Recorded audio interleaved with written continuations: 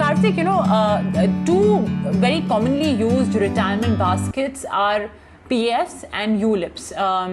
As we sort of progress the ladder, whether corporate-wise or our own business grows, let's stick it towards salaried people because they are the ones who use EPF. So as we rise in the corporate ladder, obviously our contributions towards these nest eggs as well increase. But now there is a bit of a tweak over there as well.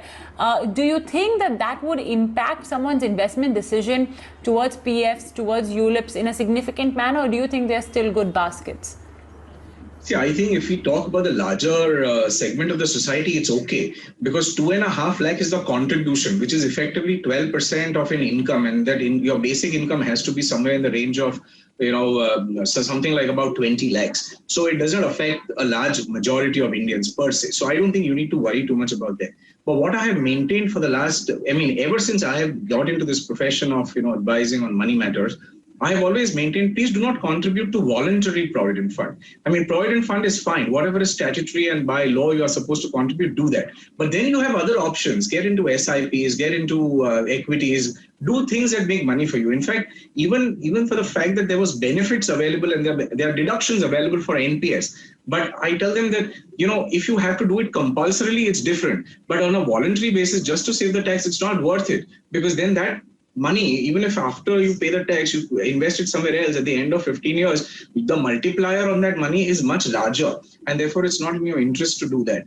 ULIPs, again, if you are in an equity-oriented ULIP, then it's a fabulous idea. In fact, what has happened is since 2018 onwards, a lot of companies came out with ULIPs. They came out with new designs. And in those designs, what they did was, it was meant to actually now become a mitigation against the capital gain tax. Because until then, capital gain tax on equity investments was not there, long-term equity capital gain tax.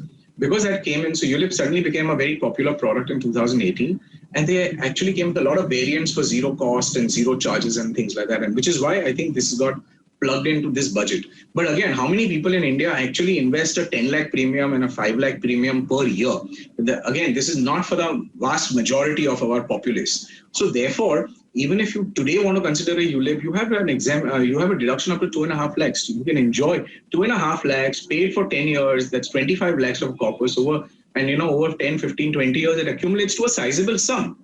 And then the withdrawals that you will get out of that will be tax-free under 1010D. Because you are not crossing the 2.5 lakh limit for premiums. You see, so I don't think that's a bad option at all. But as a retired person, you can't get into a ULIP. Just to clarify that right now. According to me, you should not even get into any annuity product because as a retired person, it is so much more important that you have access to your funds, you have liquidity. Now, the moment you get into an annuity of an insurance company, they take your money and then that money will never be available to you. Except, in a situation, in an extraordinary situation. But my experience of last so many years is you have to die to get that money and then it's of course of no use. It goes to your beneficiaries. So you will only get an income stream out of it, which will also be very, very measly sort of an income stream of, anywhere in the range of 4 to 6%. If you're willing to lose your capital, you get higher. But then I don't think any annuity plan is a good idea. If you're young, by all means, do a ULIP. If you're young, by all means, contribute to your provident fund. Do not do voluntary contributions. And use all that cash flow. Your cash flow is so critical. Your cash flow, if it is used in a better format, then in a 15, 20-year period, you will thank yourself for having taken those good decisions earlier in your career. Otherwise, you will end up like most of the 90% Indians who have 10 lakhs, 20 lakhs, 30 lakhs when they retire, and that money seems so tiny when you're 60 and you're staring at 30 lakhs now.